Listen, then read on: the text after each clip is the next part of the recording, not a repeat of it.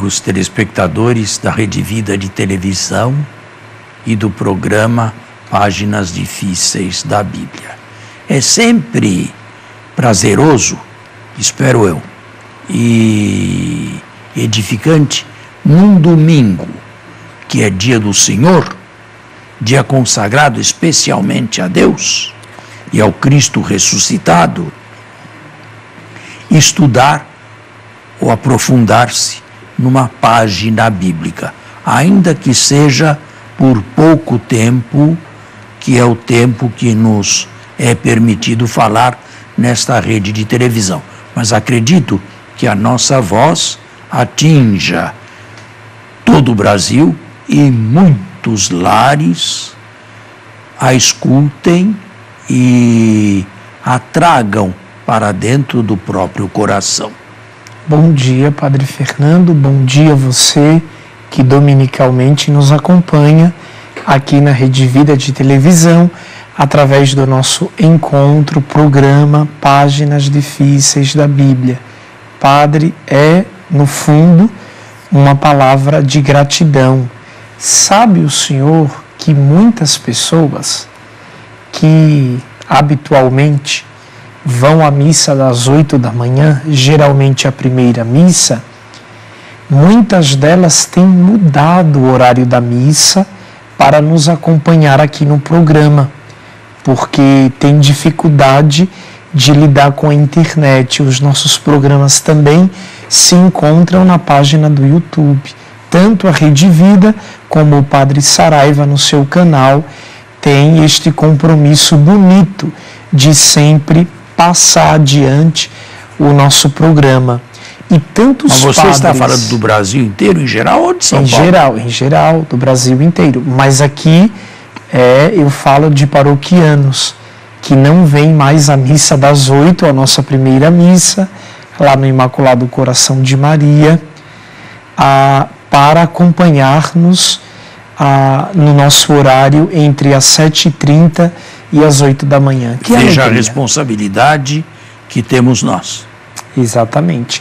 Para não falar em tantos irmãos, colegas, sacerdotes que dominicalmente nos acompanham também e que bebem, né, do nosso programa e do seu efeito espiritual, bíblico, catequético, não?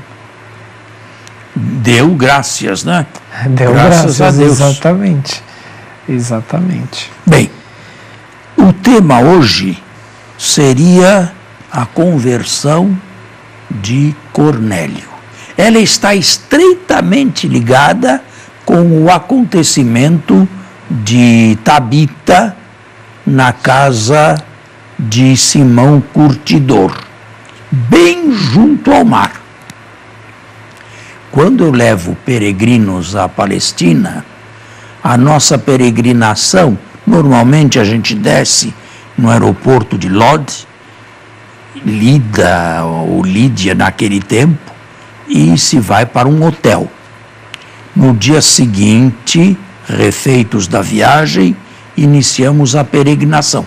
E a primeira estação a ser visitada é esta aqui, Jope. Lá existe uma igreja franciscana moderna, nada de especial, com uma pequena comunidade franciscana dentro, para fazer memória da casa de Simão, o curtidor que vivia junto do mar. A casa desapareceu, evidentemente, mas bem junto do mar, e muito provavelmente ali mesmo, havia esta casa onde Pedro ficou hospedado.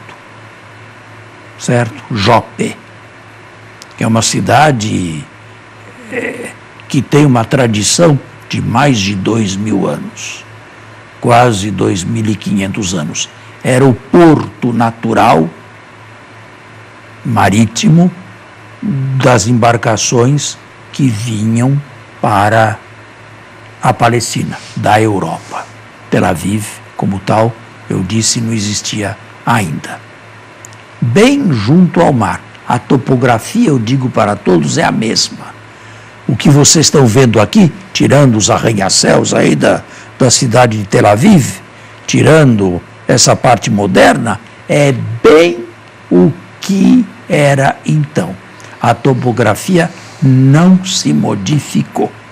Nós temos a mesma visão do mar e da terra que eles tinham e que Pedro teve naquela ocasião. Pedro passou alguns dias na casa desse Simão Curtidor. Ele trabalhava com couro? Simão, sim. Então ele tinha o mesmo nome de Pedro, né, Simão? É verdade. Então, muito provavelmente era um senhor de posses, não sei, talvez. Eu não sei qual o nível de trabalho, né, que ele possuía. Deve ter sido um judeu cristão para hospedar Pedro por alguns dias. E aconteceu que num determinado dia, Pedro subiu ao telhado da casa para rezar. Então, padre, uma pergunta de caráter introdutório. Quando a gente estuda na teologia Corpus Paulino, aí, né, uma disciplina voltada mais para as cartas autênticas de Paulo, a gente vê que o estilo de igreja são as eclesias, igreja-casa, né? E aqui, nesse contexto, é sinagoga? Não é mais sinagoga? Não, era uma casa. É casa, são em casas? Não era uma casa. Eclesia também? Não sei se lá se reuniam para o culto. Podia até ser, mas tinham que ter um lugar para se reunir. Essa certeza eu não tenho, se era ali ou se era perto dali.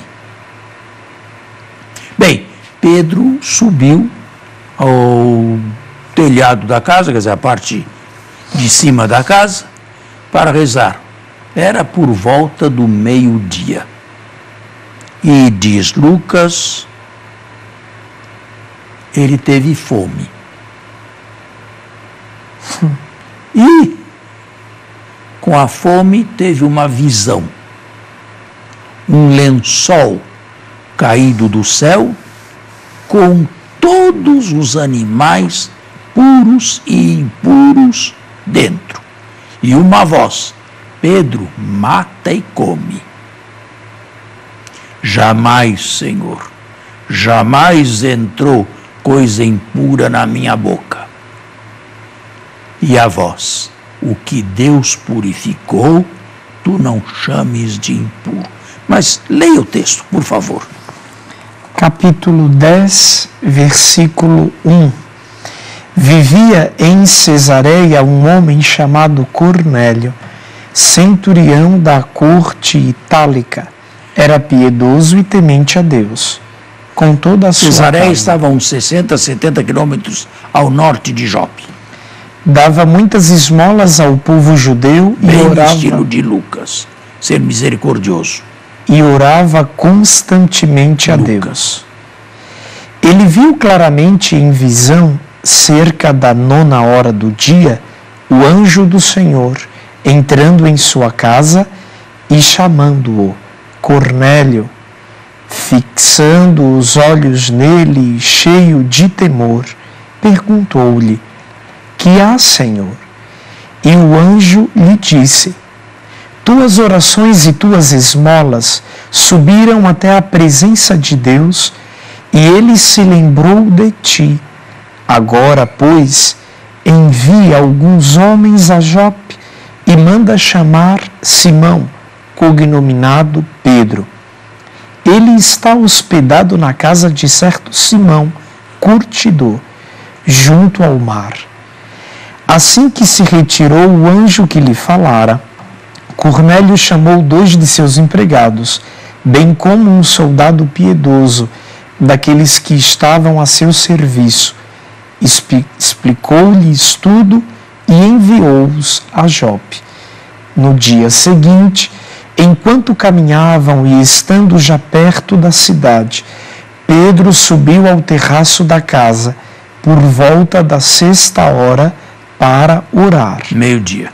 Sentindo fome, quis comer. Enquanto lhe preparavam o alimento, sobreveio-lhe um êxtase. Viu o céu aberto e um objeto que descia semelhante a um grande lençol, baixado à terra pelas 4 pontas. Dentro havia todos os quadrúpedes e répteis da terra e aves do céu. Uma voz lhe falou: levanta-te, Pedro, e mola e come.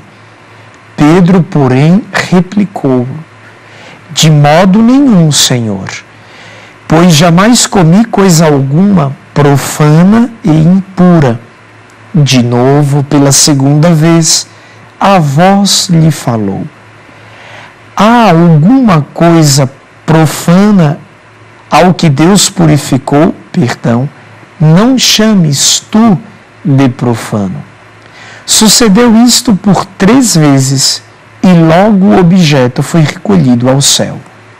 Enquanto Pedro, no seu íntimo, hesitava sobre o significado da visão que tivera, os homens enviados por Cornélio, tendo perguntado pela casa de Simão, pararam junto à porta. Bem, nós temos que relacionar os 2 acontecimentos. Mas vamos, em primeiro lugar, fazer um intervalo. No final da primeira parte, temos que relacionar 2 eventos que, à primeira vista, não têm conexão entre si. Em Cesareia, 60 quilômetros, mais ou menos, ao norte de Jope e da atual Tel Aviv, está Cesareia. Cesareia do Mar. Cesareia Marítima, construída por Herodes o Grande. Lá, um centurião pagão, o nome não é judeu, Cornélio, é um nome bem pagão, bem romano, tem uma visão. Tuas orações e tuas esmolas foram atendidas. Chama agora Simão Pedro, que lhe dirá o que deves fazer. Enquanto isto, as cenas são quase que, pelo narrador Lucas, colocadas concomitantemente. Pedro sobe à parte superior da casa, reza, entra num êxtase e tem uma visão. Animais puros e animais impuros. Pedro mata e come. Jamais, Senhor, entrou coisa impura na minha boca. O que Deus purificou, tu não chames de impuro. Neste momento, chegam, quando Pedro ainda pensava no significado dessa visão, chegam os emissários de Cornélio. Contam o que lhe aconteceu com o patrão, com o chefe, com o Cornélio, com o centurião romano, e pedem a Pedro que atenda ao pedido e vá com eles. O Espírito Santo, diz Lucas, fala a Pedro que vá sem temor. 2 dias de caminhada para cobrir esses 60 quilômetros que separam Jope de Cesareia do Mar. Chegando lá, Pedro entra na casa, Cornélio se ajoelha diante dele.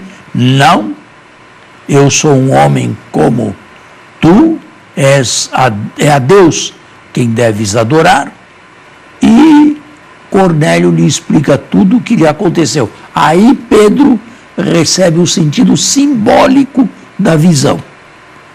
Os pagãos, que eram chamados cães, cachorros, animais desprezíveis pelos judeus, foram purificados por Deus. Então, não devem mais ser chamados de impuros.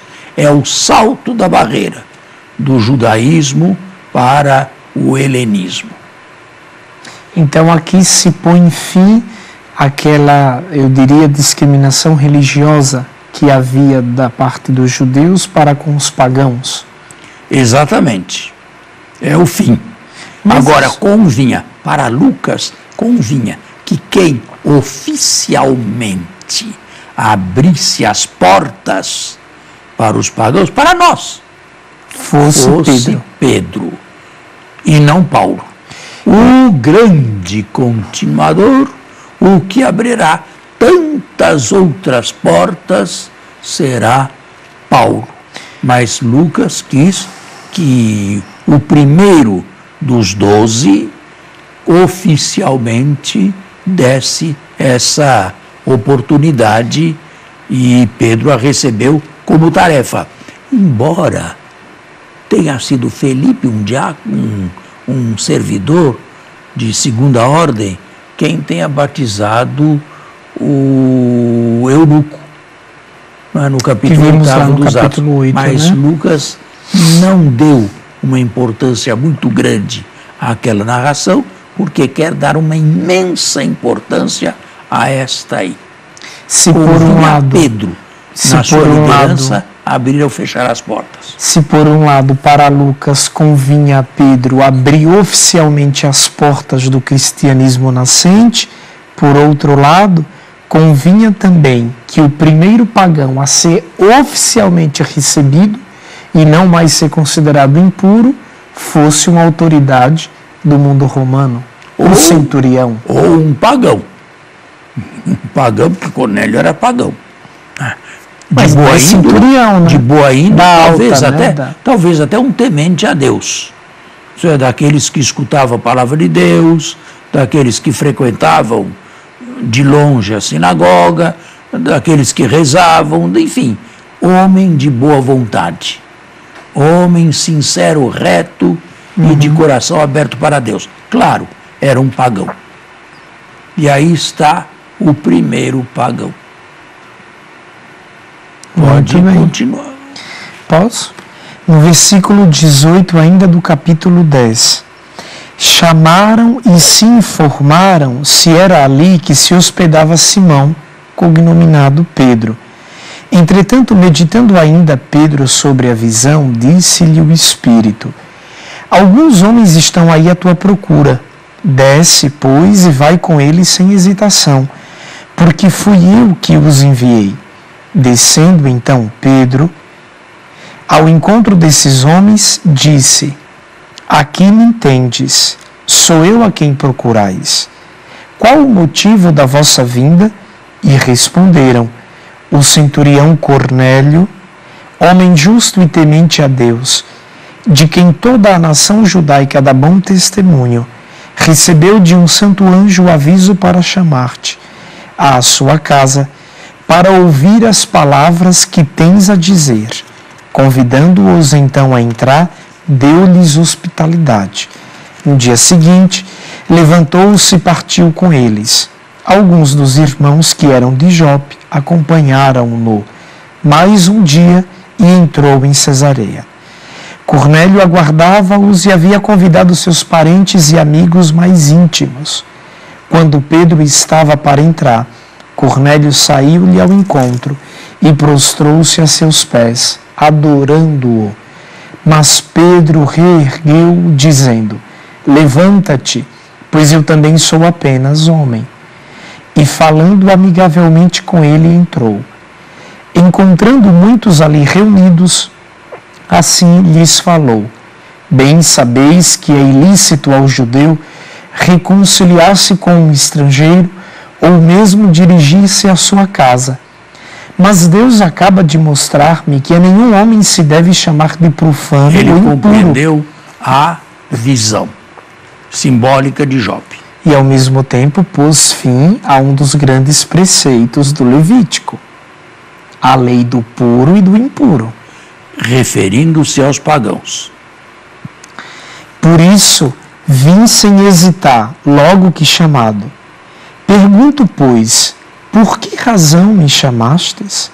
Cornélio respondeu: faz hoje 3 dias, por esta mesma hora, eu estava em oração pela hora 9 em minha casa, quando diante de mim postou-se um homem de vestes resplandecentes e disse-me: Cornélio, tua oração foi ouvida e tuas esmolas foram lembradas diante de Deus.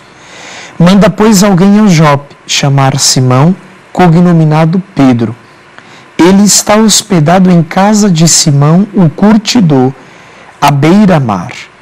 Imediatamente mandei chamar-te e tiveste a bondade de vir. Aqui estamos, pois, todos nós diante de ti, para ouvir tudo o que te foi ordenado. Está vendo por os Deus. detalhes todos? É a solenidade.